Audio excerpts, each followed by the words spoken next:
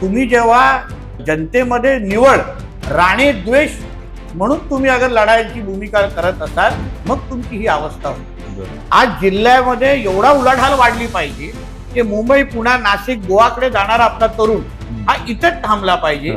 आपली ती भाऊचे धक्का ते विजयदूर ही रोरो प्रकल्प 100% या महिन्यामध्ये सुरू करतोय आपण. त्याचबरोबर आपण सिंधुदुर्ग अंतर्गत आपण जलवाहतूक सुरू करतो. आता एकदाची ही 9 तारखेला आमची निवडणूक संपली त्याच्यानंतर 4 वर्षापर्यंत निवडणुकात नाही, म्हणून 4 वर्ष लोकांच्या विकासासंदर्भात नॉन स्टॉप फास्ट ट्रॅक कामं करायची. प्रत्येक प्रश्न अवघडातला अवघड प्रश्नाला मी हात टाकणार आहे. आमच्या जनतेला अगर गोव्याला जायला लागत असेल किंवा कोल्हापूरला जायला लागत असेल तर मग आमचा उपयोग काय. आज अगर आम्ही काम नाही केलं ना तो लोक आम्हाला 29ला दरवाजावर उभं पण करणार नाही. सिंधुदुर्गाचं वजन जे राणे साहेबांच्या माध्यमातून जे सरकार पातळीवर वाढलेलं होतं, आज मी पालकमंत्री म्हणून पण मी सिंधुदुर्गाचं वजन तिथे अजून मोठं करण्यासाठी माझे 100% प्रामाणिक प्रयत्न आहेत. या सिंधुदुर्ग जिल्ह्याचा एकही प्रश्न आम्ही प्रलंबित ठेवणार नाही. सोडवण्याची क्षमता आमच्याकडे आहे, धाडस आहे आणि पळण्याची पूर्ण तयारी आमच्याकडे आहे. नमस्कार. तरुण भारत न्यूजच्या आजच्या या विशेष कार्यक्रमामध्ये आपल्या समवेत उपस्थित आहेत महाराष्ट्राचे मत्स्य व्यवसाय आणि बंदर विकास मंत्री आणि या आपल्या सिंधुदुर्ग जिल्ह्याचे पालकमंत्री नितेशजी राणे साहेब. आता 7 तारीखला जिल्हा परिषद आणि पंचायत समितीच्या निवडणुका होणार आहेत. या निवडणुकीच्या पार्श्वभूमीवर किंवा मागच्या नगरपालिका निवडणुकीच्या पार्श्वभूमीवर या निवडणुकीला आपण सगळेजण सामोरे जात आहोत.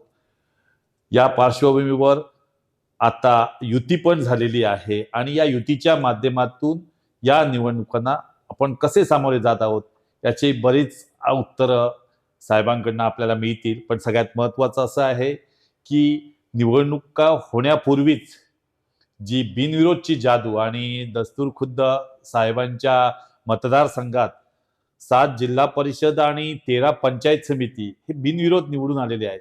त्यामागे नक्की काय जादू आहे, कसा हा चमत्कार घडला. असं म्हटलं जातं की सिंधुदुर्ग हा एकमेव असा जिल्हा आहे की प्रत्येक वेळी निवडणुकीचा पॅटर्न हा वेगळाच असतो, विजयाचा पॅटर्न हा वेगळा असतो. आता पहिल्यांदाच हा बिनविरोधचा नवा पॅटर्न या ठिकाणी रूढ होतोय आणि साहेबांच्या मतदारसंघामध्ये ही सगळी किमया घडलेली आहे. आपण या संदर्भात बरीच खुलासे बरीच उत्तरं दस्तूरखुद्द साहेबांकडनं जाणून घेऊया. साहेब नमस्ते. पहिलाच प्रश्न आम्ही तोच सुरुवात करणार की ही बिनविरोधची जादू किंवा असं म्हटलं जातं की हा पॅटर्नच वेगळा आहे.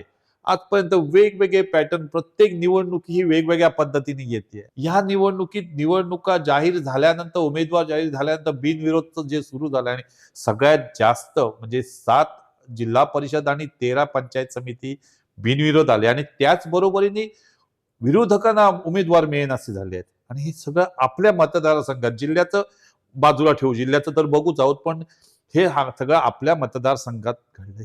काय जादू काय किमया आहे याच्या मागे. शेखरजी, याच्यामध्ये जनतेचा आमच्यावर असलेला विश्वास जो अजून घट्ट होत चाललेला आहे.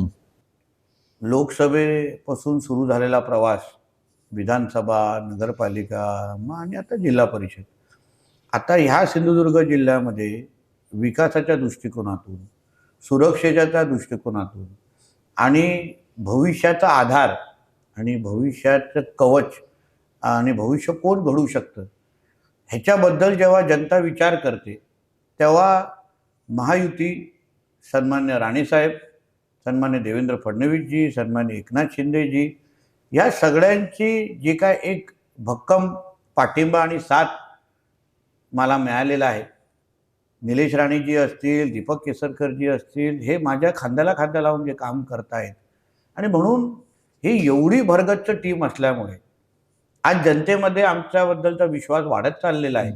आणि दुसरं म्हणजे विरोधकांना हे नक्की कळलेलं आहे की आता आमचा टिकाव लागू शकत नाही. कारण का जनतेचा कल अगर एकतर्फी दिसत असेल तर मग विरोधकांना जी स्पेस पाहिजे असते, विरोधकांकडे जे मुद्दे पाहिजे असते, जे टीका करण्यासाठी जे काही त्यांना एक कुठेतरी खाद्य पाहिजे असतं, बरोबर, ते खाद्यच मिळत नसल्यामुळे आता ते त्यांचे कार्यकर्ते, त्यांचे उमेदवार ह्यांना असं भावना निर्माण झालेली आहे की निवडणुका लढून पण उपयोग काय. बरोबर. उद्या निवडणूक लढल्यानंतर जिंकून आल्यानंतर आमच्याकडे निधी पण उपलब्ध होणार नाही देण्यासाठी. बरोबर. कुठून निधी आणायची. ना खासदार आमच्याकडे आहे, ना आमदार आमच्याकडे आहे, राज्य सरकारमध्ये आमचा कोण प्रतिनिधी नाही. जनतेने त्यांच्याकडे कुठल्या ग्रामपंचायत विस्तारीकरणासाठी, कुठल्या रस्त्यासाठी, कुठल्या नळपाणी योजनेसाठी अगर निवेदन हातात दिलं, काय करणार त्या निवेदनाचं, कसा न्याय देणार निवेदनाला. बरोबर. म्हणून ह्या सगळ्या गोष्टी विरोधकांमध्ये भावना निर्माण झाल्या असल्यामुळे मला असं वाटतं की आता त्यांच्या उमेदवारांना पण चांगली ही गोष्ट माहिती आहे. आणि म्हणून तुम्हाला हे जे काही बिनविरोध आम्हाला न बोलता, आमच्याकडून काही अपेक्षा न ठेवता स्वतःहूनच बाबा आम्हाला ह्या लढाईमध्ये सामील होऊनच उपयोग नाही, बरोबर. कारण आम्ही ज्यांच्यासाठी लढतोय तेच आम्हाला अगर आधार देऊ शकत नाही तर आम्ही का निवडणूक लढवायची. बरोबर. बरोबर. म्हणून मला असं वाटतं मला हे जे बिनविरोधचं पॅटर्न जे तुम्हाला दिसलं, जेवढे लोक बिनविरोध झाले, मी तुम्हाला बोलतो की फॉर्म मागे घेण्याची तारीख थोडी कमी असल्यामुळे हे तुम्हाला एवढाच आकडा दिसलेला आहे. ओके. थोडा जास्त वेळ वाढवून दिली असती तर हा आकडा अजून मोठा झाला असता. बरोबर. आताही असंख्य मतदारसंघामध्ये विरोधी पक्षाचे उमेदवार हे फिरायला पण तयार नाहीत. आताही त्यांचं म्हणणं आहे की आम्ही ही लढाई हरलेलो आहे. काही लोक उमेदवारी नुसतं घेऊन घरी बसलेले आहेत. अशी ही परिस्थिती तुम्हाला जिल्ह्यामध्ये आणि ह्या मतदारसंघामध्ये दिसत असल्यामुळे मला वाटतं की हा जनतेवर आमच्यावर असलेला विश्वास, आमच्या नेतृत्वावर असलेला विश्वास हा त्याचं प्रतिबिंब आहे. यालाच एक जोडून प्रश्न विचारतोय, हा विश्वास, तुमच्यावर असलेला विश्वास याच्यामुळेच हे सगळं घडलंय असं म्हणताय, तर लोकशाहीच्या प्रक्रियेमध्ये विरोधकच नसणं, विरोधी पक्षच नसणं किंवा बिनविरोध हे तुम्हाला सत्ताधाऱ्यांना पुढे काम करताना ऍज अ कंट्रोल म्हणून किंवा काही चुका असतील तर दाखवायच्यासाठी जो विरोधक लागतोय असंच नसणार, हे योग्य वाटतंय का किंवा हे कितपत चांगलं आहे असं तुम्हाला वाटतंय? तुम्ही मला विचारलं तर लोकशाहीमध्ये जेवढा महत्वाचा सत्ताधारी असतो तेवढा महत्वाचा विरोधक असतो. माझ्या पूर्ण राजकीय प्रवासामध्ये मी काय पहिल्या दिवसापासून सत्तेमध्ये राहिलेलो नाही. बरोबर. मी विरोधी पक्षाचाच आमदार म्हणून माझा प्रवास सुरू केला. बरोबर. मी माझ्या 10 वर्षाच्या आमदारकीमध्ये 8.5 वर्ष हा विरोधी पक्षाचाच आमदार होतो. त्याच्यामध्ये उद्धवजी ठाकरे मुख्यमंत्री असताना पण मी विरोधी पक्ष आमदार होतो. म्हणजे मी एवढा विरोधी पक्षाचा आमदार म्हणून अनुभव घेतलेला आहे. ओके. आणि म्हणून विरोधी पक्षाचा व्यक्तीचा काय महत्व असतो हा समजणाऱ्यापैकी मी कार्यकर्ता आहे. ओके. पण शेवटी विरोधी पक्ष असताना शेखरजी तुमच्यामध्ये तो धाडस असला पाहिजे, लढण्याची क्षमता असली पाहिजे. हा. आता 2014ला जेव्हा मोठे राणे साहेब पराभूत झाले, निलेशजी पराभूत झाले, आम्ही विरोधी पक्षामध्ये सगळेजण गेलो. मी असं नामत झालो नाही. मी एकटाच आमदार होतो इथे. बरोबर. कोणच हाताला लागायचं नाही, कोणच जवळ यायचं नाही, कामं होण्याचा विषयच राहिला नाही. आम्हाला सत्तेमध्ये शिवसेना आणि भाजप तेव्हा सत्तेमध्ये होते आणि आम्ही काँग्रेसमध्ये होतो, तेव्हा तर ह्याच्यापेक्षा परिस्थिती वाईट होती. बरोबर. पण आम्ही ती विरोधी पक्षाची स्पेस तयार केली, आम्ही आंदोलनं केली, आम्ही जेल भोगलेला आहे, आम्ही लोकांमध्ये विश्वास निर्माण केला, सत्ताधाऱ्यांबद्दल नाराजगी आम्ही तयार केली. आम्ही असं आमचे तेव्हा पण निवडणुका झाल्या. आमचे काही उमेदवार पळून गेले नाही. आम्ही कोणालाही धरून पकडून असं उभं केलं नाही. आम्ही लढलो तेव्हा. आम्ही सक्षम विरोधी पक्ष म्हणून उभं राहिलो आणि म्हणूनच तर जनतेला सत्ताधारी आणि विरोधक असं एक चांगलं चित्र दिसलं. पण हीच परिस्थिती कदाचित आजच्या विरोधकांमध्ये दिसत नाहीये. कॉन्फिडन्स दिसत, लढण्याची क्षमता दिसत नाहीये. शेवटी सत्तेचा अमरपट्टा घेऊन कोणच आलेला नाही. उद्या आम्ही परत विरोधी पक्षामध्ये जाऊ शकतो. बरोबर. मग आम्हालाही परत एकदा विरोधी पक्षाची भूमिका राबवायला लागेल. पण आत्ताचा जो विरोधी पक्ष आहे त्यांना काय मुळामध्ये शेखरजी तुम्हाला सांगू ना, तुम्ही जेव्हा जनतेमध्ये निवड राणे द्वेष म्हणून तुम्ही अगर लढाईची भूमिका करत असाल मग तुमची ही अवस्था होती. बरोबर. तुम्ही खऱ्या अर्थाने जिल्ह्याच्या विकासासाठी अगर तुम्ही लढत असाल, प्रामाणिक पद्धतीने जनतेसाठी ती भूमिका घेत असाल तर मला नाही वाटत तुम्हाला जनता लांब ठेवेल. जे मुद्दे आम्ही केले, आम्ही काय फक्त उद्धव ठाकरेंचा द्वेष म्हणून लढलो नाही. आम्ही ह्या सिंधुदुर्ग जिल्ह्यावर कोणी अन्याय सत्ताधारी अगर तेव्हा करत होते तेव्हा आम्ही त्यांच्या विरोधात भूमिका घ्यायचो, तेव्हा त्यांच्या विरोधात आंदोलनं करायचो. आणि म्हणून जनतेने शेवटी आम्हाला पर्याय म्हणून परत एकदा सत्तेमध्ये येऊन बसवलेलं आहे. पण ते आताचा विरोधी पक्ष करताना दिसत. विकासाचा मुद्दा किंवा आता आपण इलेक्शनला या ज्या सामोरे जात आहोत, अनेक मुद्दे आहेत सिंधुदुर्गच्या विकासाच्या दृष्टीने जे तुम्ही कॅरी करतात. असा कुठला मुद्दा आहे जो तुम्हाला सर्वाधिक महत्वाचा वाटतो, जो चर्चेतही आला पाहिजे आणि ज्या दृष्टीने काम करणं गरजेचं आहे?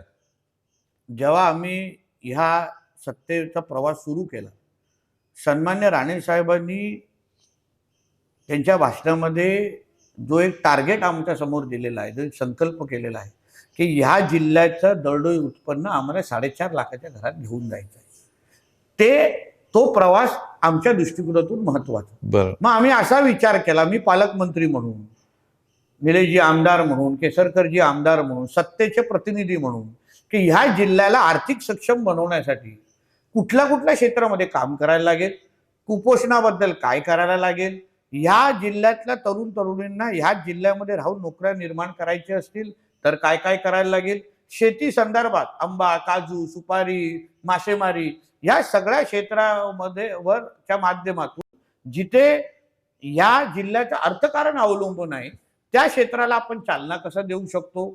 निसर्गाचं आव्हान आपल्याकडे असलं तरी आपला कोकण, आम्ही नेहमी बोलतो कोकणाचे निकष तुम्ही वेगळे लावा. बरोबर. कारण का शेखरजी, आपल्या इकडे रस्त्याची कामं करण्यासाठी आपल्याला निवड 5 ते 6 महिनेच भेटतात. बरोबर. गेल्या वर्षी 15 मेला चालू झालेला पाऊस हा डिसेंबर पहिल्या आठवड्यापर्यंत पाऊसच होता आपल्याकडे. म्हणून रस्त्याची आणि विकास कामं करण्याचा स्कोपच भेटत नाही. स्कोप केव्हा भेटतो? आता मे पर्यंत हा जो काय पिरियड आहे आपल्याला, डिसेंबर ते मे पर्यंत. म्हणून ह्या सगळ्या गोष्टीचा विचार करून आपल्याला जिल्ह्याच्या विकासाच्या दृष्टिकोनातून आपल्याला इथे आर्थिक समृद्धी कशी आणू शकतो, कुठल्या क्षेत्रावर काम करून, कुठल्या क्षेत्रामध्ये डीपीडीसीची निधी वापरून आपण खऱ्या अर्थाने ह्या जिल्ह्याच्या विकासाला चालना देऊ शकतो, याचा फार सखोल आणि विचारपूर्वक अभ्यास आम्ही सगळेजण करून त्या दृष्टिकोनातून काम करायला आम्ही सुरू केलेला आहे. एक तर पायाभूत सुविधावर करणारा आमचा खर्च, आता आपण सातत्याने वर्षानुवर्ष राणे साहेबांचा 90 पासून ते आतापर्यंतचा जो प्रवास आहे तो लाल मातीच्या रस्त्यांपासून आता कॉन्क्रिटीकरण पर्यंत आपण जातोय. आपण वाडी वस्ती पर्यंत रस्ते, आपण मध्ये रवी चव्हाण साहेब पण पीडब्ल्यूडीचे मंत्री होते तेव्हा पण मोठ्या प्रमाणामध्ये आपण निधी जिल्ह्यासाठी त्यांनीही दिला. म्हणजे एकंदरीत जिल्ह्याची पायाभूत सुविधा म्हणून आपण आत्ताच्या काळात, तुम्ही मला विचारलं, अतिशय भक्कम झालेलो आहोत. आता दुसऱ्या कुठल्या क्षेत्रावर काम करायची गरज आहे? आंबा, काजू हे जे काही निसर्गावर अवलंबून किंवा मासेमारी, निसर्गावर अवलंबून राहणारे जे आपले आर्थिक आधारस्तंभ आहेत त्याला लिमिटेशन झालेले आहे. आणि म्हणून रोजगार निर्मितीचे कुठले दालन आपण उघडे करू शकतो. मग आम्ही शिरोड्यामध्ये असलेला ताजचा प्रकल्प असो, इथे विविध बंदर खात्याच्या माध्यमातून प्रकल्प इथे आणणं, रोजगार इथे निर्माण करणं, विविध इथे पर्यटनाच्या माध्यमातून आपण इथे लोकांना अजून आकर्षित कसं करू शकतो, ह्या क्षेत्रांवर आम्ही फार बारकाईने काम करायला सुरू केलेलं आहे. आणि त्याचसाठी आता तुम्हाला आम्ही AI मध्ये, आर्टिफिशियल इंटेलिजन्स मध्ये केलेलं काम, हे शेखरजी नुसतं आम लोकांना इथे एक नावलौकिक मिळवायचं तो म्हणून नाही, पण आम्ही काही गोष्टीचा अभ्यास केला, काही गोष्टीचा अनुभव घेतला की आमच्या जिल्ह्याकडे येणारा अधिकारी, रिक्त असलेली पदं ह्याला आपण वर्षानुवर्ष त्याबद्दल चर्चा करतो. आपल्याकडे डॉक्टर मिळत नाही, महसूलमध्ये अधिकारी कमी असतात, शिक्षणामध्ये आपल्याकडे शिक्षक कमी असतात. मग ह्याच्यावर रामबाण उपाय म्हणून, तोडगा म्हणून आम्ही आर्टिफिशियल इंटेलिजन्सचा मार्ग आम्ही स्वीकारला. आणि त्याच्यामुळे मी तुम्हाला सांगतो, जिल्हा परिषद असो की असंख्य शासनाच्या विविध डिपार्टमेंटमध्ये आज गतिमान पद्धतीने काम सुरू आहे. आणि म्हणून सिंधुदुर्ग जिल्हा म्हणून आज सर्वांगीण विकासाचा जेव्हा आपण मॉडेल तयार करतो तर कुठल्या क्षेत्रांवर काम केल्यानंतर आम्हाला खऱ्या अर्थाने आमच्याकडे आर्थिक समृद्धी येईल. आज जिल्ह्यामध्ये एवढा उलाढाल वाढली पाहिजे की मुंबई, पुणे, नाशिक, गोवाकडे जाणारा आपला तरुण हा इथेच थांबला पाहिजे.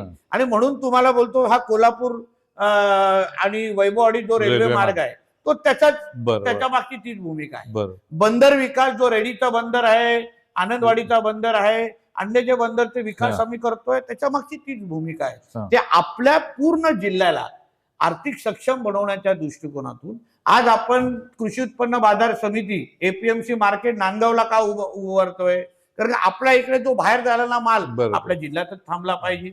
आम्ही बांद्याच्या जवळपास एक मोठं फिश मार्केट प्रस्ताव तयार करतोय का, जेणेकरून जो गोव्यामध्ये जाणारा जो आपला व्यवसाय आहे तो आपल्या बांद्यामध्ये त्या निमित्ताने सिंधुदुर्गात थांबला पाहिजे. काजू संदर्भात आम्ही असंख्य महत्वाचे निर्णय घेण्याच्या मार्गावर आहोत. आम्ही त्या बाबतीमध्ये तुम्हाला इफेक्टही मोठ्या प्रमाणामध्ये दिसेल. आणि म्हणून छोट्या मोठ्या गोष्टी ज्याच्यामुळे आपला जिल्हा आर्थिक समृद्धीच्या दिशेने जाईल त्यावर काम करण्याचं मोठ्या प्रमाणात आमची भूमिका आहे. आज आपण सरकारच्या पहिल्या वर्षामध्ये 12 महिने झालेले आहेत. पुढची पूर्ण 4 वर्ष आपल्याकडे आहे. पूर्ण सत्ता लोकांच्या आशीर्वादामुळे आज महायुतीकडे आहे. आज अगर आम्ही काम नाही केलं ना तो लोक आम्हाला 29ला दरवाजावर उभं पण करणार नाही. आणि ह्यापेक्षा अजून चांगली परिस्थिती कुठली पाहिजे कुठलाही राजकीय पक्ष कुठल्या कार्यकर्त्याला की लोकांनी डोळे झाक करून 100% सत्ता आज महायुतीकडे दिली असल्यामुळे आज काम करणं हे आमचं प्रमुख प्राधान्य आहे. आणि तेच तुम्हाला जिल्ह्याच्या विविध क्षेत्रामध्ये तुम्हाला पाहायला मिळत असेल. झेडपी जिल्हा परिषद हे जिल्ह्याचं एक बॅकबोन म्हणून ग्रामीण भागाचं किंवा बॅकबोन म्हणून बघितलं जातं. जिल्हा परिषद किंवा पंचायत समितीवर जे उमेदवार म्हणून तुम्ही पाठवत आहात किंवा निवडलेले आहात आणि जे निवडून येतील ते सगळे तुमच्यासारखंच विजन घेऊन तिकडे पुढे जाणारे आहेत असा तुमचा विश्वास आहे की त्यांच्यावर रिमोट कंट्रोल तुमचा राहणार आहे की त्यांना आणखी त्यांच्याकडनं अधिक अभ्यास तुम्ही करून घेणार आहात? एक तुम्ही समजून घ्या की गेल्या 27 वर्षापासून सिंधुदुर्ग जिल्हा परिषद हे सन्मान्य राणे साहेबांच्या नेतृत्वात राहिलेले आहे.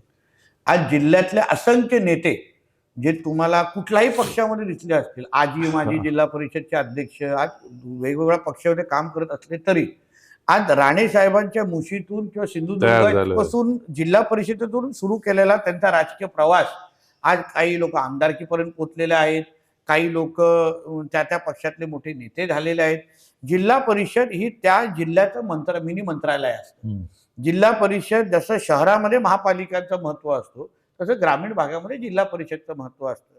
आणि आम्हाला जे या सिंधुदुर्ग जिल्ह्याला एक रोल मॉडेल तयार करायचं आहे, प्रत्येक बाबतीमध्ये आर्थिक सक्षमच्या भूमिकाच्या दिशेने आम्हाला जायचं आहे. त्यासाठी जिल्हा परिषदेमध्ये आम्हाला सत्ता हे अत्यंत गरजेचं. हे आम्हाला आमचं घर चालवण्यासाठी ती सत्ता नको आहे, पण जिल्ह्याला अगर आम्हाला आर्थिक सक्षम करायचं असेल, आम्हाला अजून प्रगत करायचं असेल तर ही सत्ता केंद्र जसं नगरपालिका शहरामध्ये पाहिजे असतात तसे जिल्हा परिषद पंचायत समिती आम्हाला मिळालं तर ग्रामीण अर्थकारणाच्या माध्यमातून आम्ही अजून त्या जे गावांमध्ये त्या तालुक्यांमध्ये काय नवीन करू शकतो. आणि म्हणून हे दिलेले उमेदवार आहेत शेखरजी ते फार विचारपूर्वक दिलेले आहेत. तुम्ही अगर उमेदवारांची अगर यादी बघितली तरुण आणि अनुभव हा एकत्र मिश्रण करून आम्ही महायुतीचे उमेदवार म्हणून आज उतरवलेले आहेत.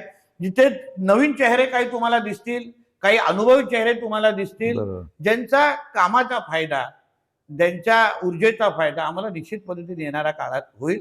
रिमोट कंट्रोल हा शब्द मी वापरणार नाही, पण आम्ही एकत्र म्हणून जसं आज मी जिल्ह्याचा पालकमंत्री म्हणून काम करतोय, निलेशजी आमदार आहेत, राणेसाहेब खासदार आहेत, दीपकजी आमदार आहेत, आम्हाला जी साथ जी हवी आहे जेणेकरून ग्रामीण भागातल्या शेवटच्या व्यक्तीपर्यंत निधी पोचते आहे का, त्याच्या आयुष्यामध्ये परिवर्तन होत आहे का, नुसते रस्ते पाणी वीजच्या पलीकडे जाऊन त्या गावाला आम्ही रोल मॉडेल गाव कसं तयार करू शकतो ह्या दृष्टिकोनातून जे आम्हाला चेहरे पाहिजे, जे कान डोळे पाहिजे, जे हात पाहिजेत ते ह्या माध्यमातून आम्हाला मिळू शकतात.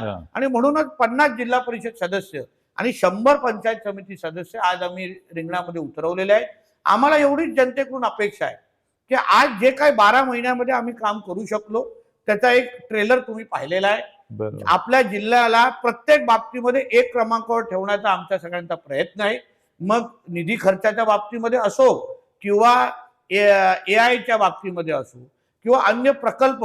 मी तुम्हाला बोलतो हा जो डॅव्हॉस मध्ये आमचे मुख्यमंत्री साहेब गेले शेखरजी, तिथे आपल्या सिंधुदुर्गासाठी त्यांनी एक MOU साईन करून आपल्या जिल्ह्यासाठी एक प्रकल्प फायनल केलेला आहे. अजून पण मोठ्यातल्या मोठे गोड बातम्या जे आमची इच्छा आहे की मुख्यमंत्री साहेबांनी येऊनच इथे त्यांनी जाहीर करावं जेणेकरून जिल्ह्यामध्ये जे आज आपले तरुणी आज गोव्याकडे जातात, मोठ्या प्रमाणामध्ये सौदी दुबईला जातात किंवा मुंबई पुण्यामध्ये जातात, ते ह्या जिल्ह्यामध्ये येणाऱ्या काळात मी अतिशयोक्ती बोलत नाही मला नेहमी वाटतं प्रामाणिक प्रयत्न केले ना तर बरोबर. सगळं काही शक्य आहे. बरोबर राजकीय इच्छाशक्तीवर सगळ्या गोष्टी असतात. बरोबर मी हे बोलत नाही की मी 5 वर्ष आहे ना आरामात काम करेन. बरोबर प्रत्येक दिवस शेखरजी हा माझ्यासाठी महत्वाचा आहे.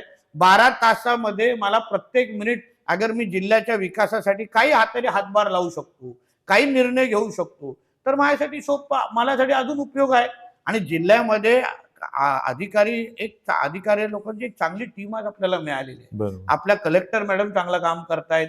खेबुटकरजी आमचे जिल्हा परिषदमध्ये चांगलं नेतृत्व करतायत. आमचे SP मोहनजी अतिशय सक्षम पद्धतीने जिल्ह्याला सुरक्षित ठेवण्याचा प्रयत्न करतायत. म्हणजे एक चांगली टीम प्रत्येक तालुक्यामध्ये आणि प्रशासनामध्ये तयार झालेली आहे.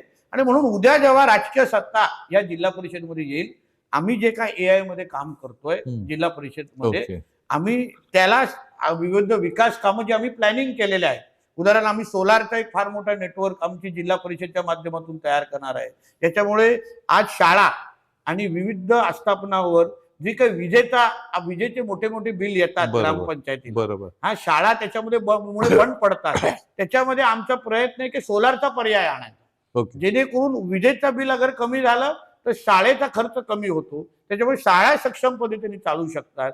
आपण विविध आस्थापना विविध पद्धतीने आपण वेगवेगळ्या पद्धतीने चालू शकतो. म्हणून असे विविध चांगले प्रकल्प, चांगल्या संकल्पना येणाऱ्या काळामध्ये आहेत.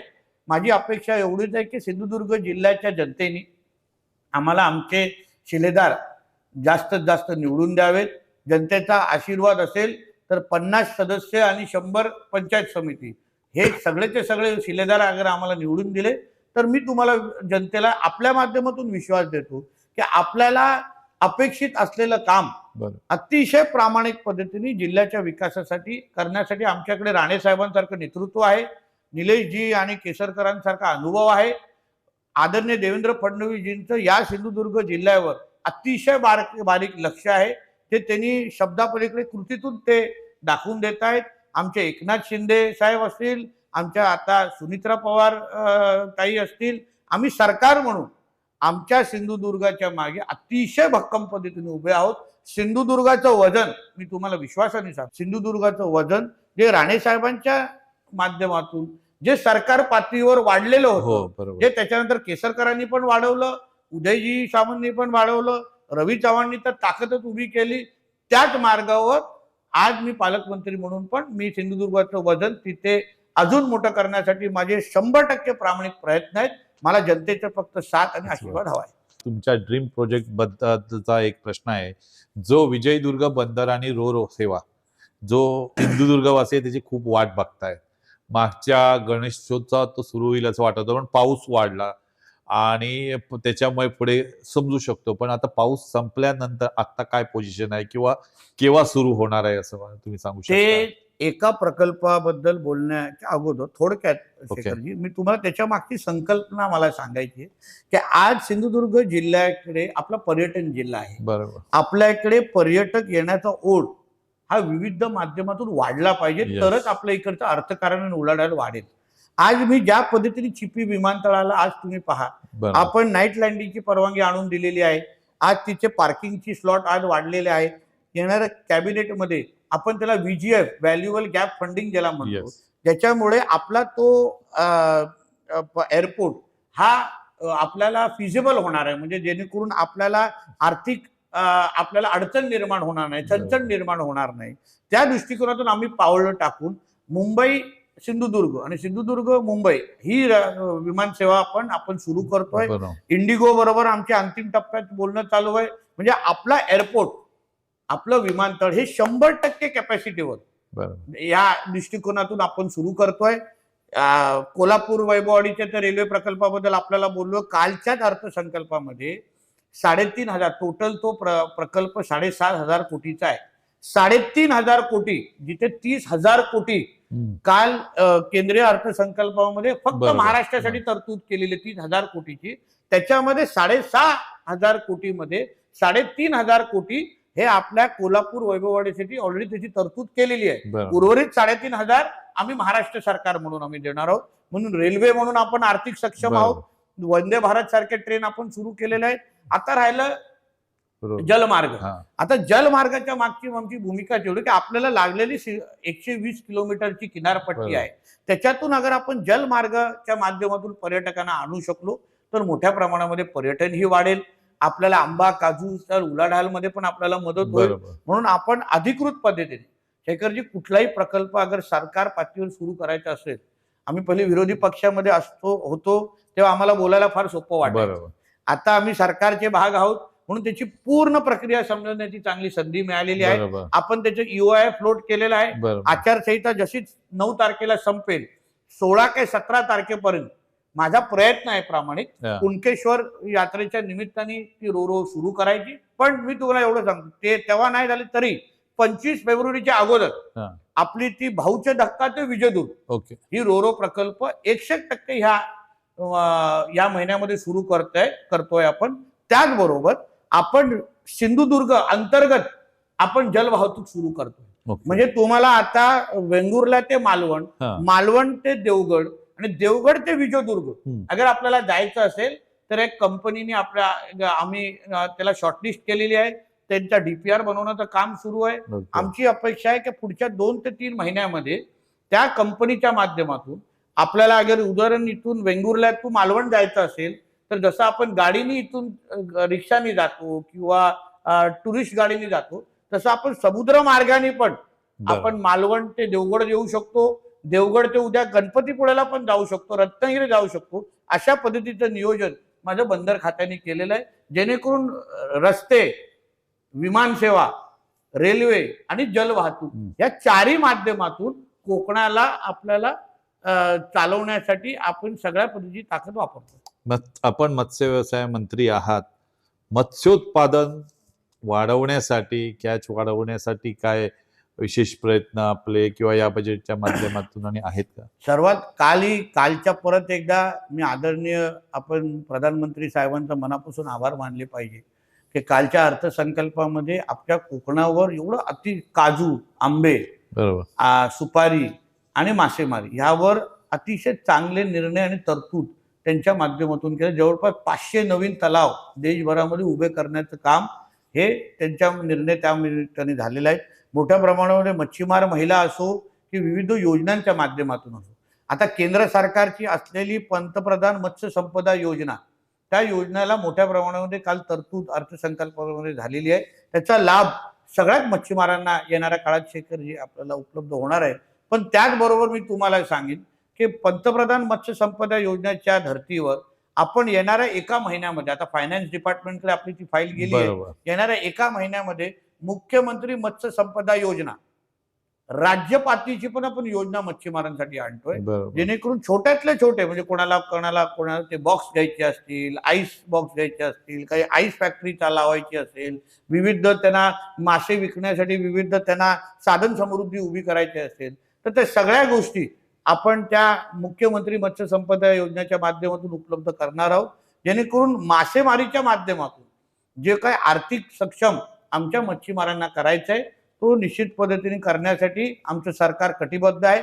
पण त्याचबरोबर एक तुम्हाला सांगतो, गेल्या 2 ते 3 महिने जो आपला सीझन असतो मासेमारीचा, तो पावसाळ्यामुळे किंवा खवळलेल्या समुद्रामुळे 100% मासेमारी आपण करू शकलो नाही. म्हणून माझा हाही एक प्रयत्न आहे की एक विशेष पॅकेज आपल्या रापण संघांसाठी, आपल्या मच्छीमारांसाठी, सिंधुदुर्ग, रायगड आणि रत्नागिरीसाठी एक विशेष पॅकेज, जसं आपण शेतकऱ्यांना जशा पद्धतीने पॅकेज देतो. आणि कारण आता आपल्या राज्यामध्ये आपण मासेमारीला शेतीचा दर्जा दिला, बरोबर, आणि म्हणून त्या धर्तीवर आपल्या मासेमारांसाठी जो काही नुकसान त्यांना ह्या सीझन मध्ये झालेलं आहे त्यासाठी विशेष पॅकेज देऊन त्यांना काय मदत करू शकतो ह्यावर पण आमचं काम सुरू आहे. वन्य प्राण्यांचा होणारा जो त्रास, जो मोठ्या प्रमाणावर आपल्याला भेडसावतोय, शेतकऱ्यांना शेतीवर, बागायतीवर त्याचा परिणाम झालाय, याच्यावर ठोस अशा उपाययोजना यायला आणखीन किती काळ लागेल? मी तुम्हाला बोलतो फार जास्त काय थांबायची काही गरज भासणार नाही. जसं मी तुम्हाला बोलतो, आम्ही वनताराच्या संपर्कात होतो, काही प्रायव्हेट दुसऱ्या NGOच्या संपर्कात होतो, कर्नाटक गव्हर्नमेंटच्या संपर्कात होतो, तामिळनाडू गव्हर्नमेंटच्या संपर्कात होतो. आता त्याच्यातून एक कायमस्वरूपी तोडगा कसा काढायचा त्या दृष्टिकोनातून आम्ही अतिशय अंतिम टप्प्यात आलेलो आहे. सगळ्याच गोष्टी आचारसंहिता असल्याची बंधनं असल्यामुळे मी सांगू शकणार नाही, पण हा जो वनप्राण्यांचा जो त्रास आहे, जो आपल्याला आज वाटतो की तो कधीच संपणार नाही, पण मी आपल्या माध्यमातून जनतेला विश्वास देईन, खास करून ज्या ज्या भागामध्ये हे वनप्राण्यांना जास्त त्रास देतात. आता मध्ये आमच्या फॉरेस्ट डिपार्टमेंटच्या माध्यमातून मोठ्या प्रमाणात माकड पकड मोहीम सुरू झालेली आहे. त्यामध्ये स्ट्रे डॉगसाठी एक चांगले प्रकल्प आपल्याच माध्यमातून आम्हाला सूचना आल्या, त्याप्रमाणे आपण सुरू केलेलं आहे. पण गौरेडे असो किंवा आपल्याला हत्ती असो, या सगळ्या लोकांसाठी पण कायमस्वरूपी तोडगा कसा काढायचा याच्यावर आम्ही अंतिम टप्प्यावर आहोत. पण त्याचबरोबर शेखरजी आपल्याला सांगतो, एक बाजूला तोडगा काढणं आणि दुसरा बाजू, अगर आपण पर्यटन जिल्हा असल्यामुळे आपल्याकडे अगर एक प्राणी संग्रहालय आपण चालू करू शकलो, याचा आम्ही प्रस्ताव ऑलरेडी आमच्या वनमंत्री गणेश नाईक साहेबांना दिलेला आहे.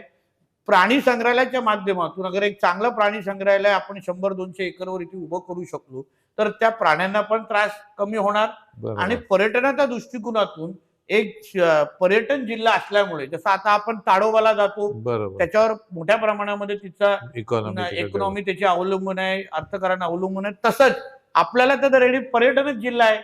इथे जसं आम्ही नेहमी म्हणतो, इकडच्या आलेला पर्यटक हा इथे गोवा 5 दिवसाच्या सुट्टीमध्ये, जसं आज 1 दिवस थांबतो, 4 दिवस गोव्याला जातो, तसं उद्या तो इथे गोव्याला 1 दिवस थांबला पाहिजे आणि 4 दिवस आमच्या सिंधुदुर्ग जिल्ह्यामध्ये आला पाहिजे.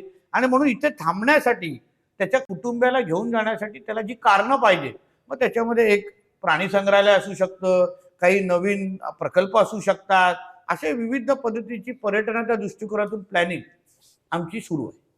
शेवटचा एक सगळ्यात कळीचा मुद्दा एकच, की आरोग्याचा नेहमीच येतोय, जो सगळ्यात प्राधान्य दिलं पाहिजे. मेडिकल कॉलेज झालेलं आहे, पण अजून आपल्या जनतेची परवड थांबलेली नाही आहे.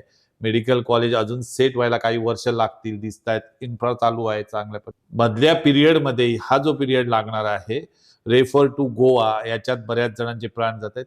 त्याच्यासाठी काय उपाययोजना करता येईल काय, किंवा असं काय तुमच्याकडे आयडियल डोक्यात असा काय संकल्पना आहे? याच्यामध्ये मला काय कोणावर राजकीय टीका या निमित्ताने करायची नाहीये, पण दुर्दैवाने आपल्या जिल्ह्यावर जो राग महाविकास आघाडी आणि उद्धवजीच्या सरकारने काढला, त्याची उत्तरं आम्हाला आजपर्यंत भेटत नाही. आपल्याकडे सिव्हिल हॉस्पिटल होतं, बरोबर, एवढं पण काय वाईट चालायचे नाही, तक्रारी असायच्या, पण सिव्हिल हॉस्पिटल होतं, आपले CS व्यवस्थित पद्धतीने चालवायचे. निवळ राणे साहेबांचं हॉस्पिटल काढलं म्हणून सिंधुदुर्गामध्ये एक मेडिकल कॉलेज, हा जो हट्टास होता ना, त्याचे दुष्परिणाम आपण भोगतोय. बरोबर, मेडिकल कॉलेज ना, धड मेडिकल कॉलेज सुरू आहे ना सिव्हिल हॉस्पिटल सुरू आहे. म्हणून मी आज ठरवलं की तक्रार करायचं बसायचं नाही. आपल्याला माहिती आहे की आज आपले बहुतेक पेशंट रेफर होतात, गोव्याला जातात, त्याच्यामध्ये कधी कधी पोटात दुखणं, इथे त्याचं निदान होत नाही, पण तिथे गेल्यावर तुमच्यात तरुण भारतमध्ये स्टोरी आलेली की तिथे ट्युमर नंतर निघाला आणि इथे काय वेगळं त्याला उत्तर मिळालं.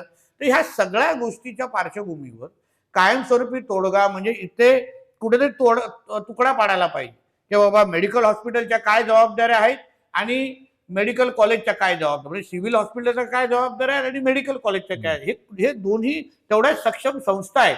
याबद्दल निलेशजी पण पाठपुरावा करतायत. मी येणाऱ्या अधिवेशनामध्ये मी आरोग्य मंत्री असो आणि आमचे हसन मुश्रफजी असो, यांच्यावर एक संयुक्त मीटिंग मी बोलवलेली आहे.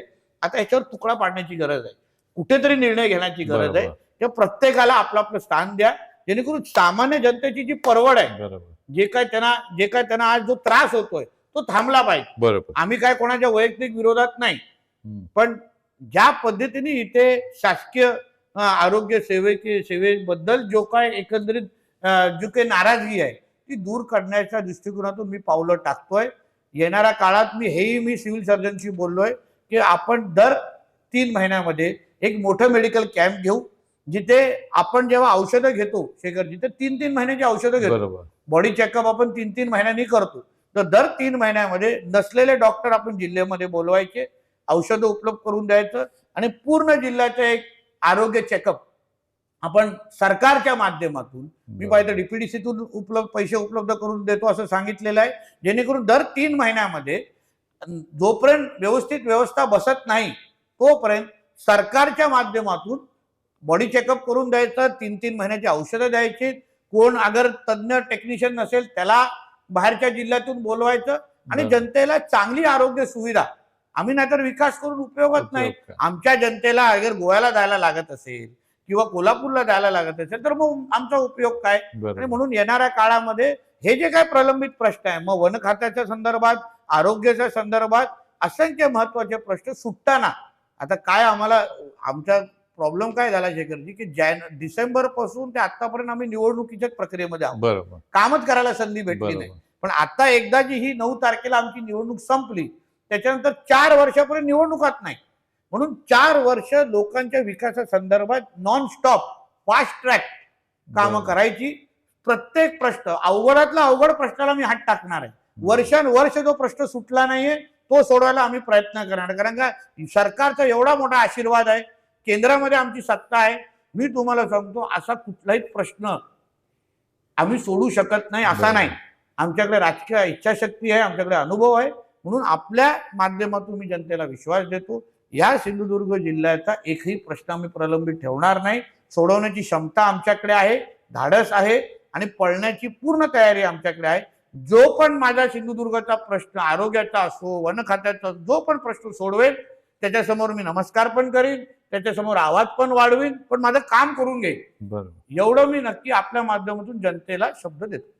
आताच नितेशजी राणे साहेब आपल्याशी बोललेले आहेत की आधी त्यांनी सुरुवातच स्पष्ट केलेलं आहे की लोकशाहीत विरोधी पक्ष हा प्रबळ असला पाहिजे, पण तो ब्रॉड माइंडेड असला पाहिजे.